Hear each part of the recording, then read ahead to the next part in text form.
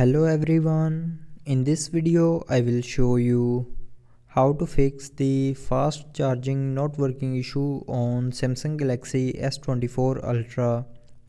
So before starting the video, don't forget to subscribe the channel and also press the bell icon. So to fix this issue, first of all, try restarting your mobile. So to restart your mobile, swipe down and click on this power icon and then click on restart.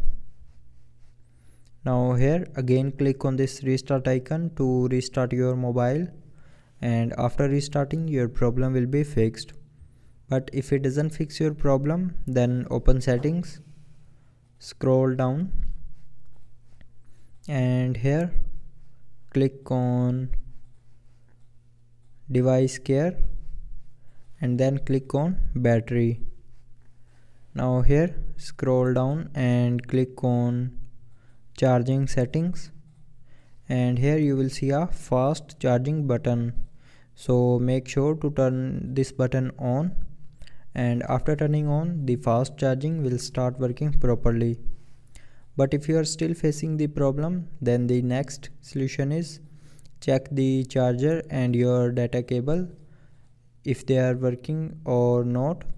So if the charger is not working, then change your charger and then the fast charging will start working properly.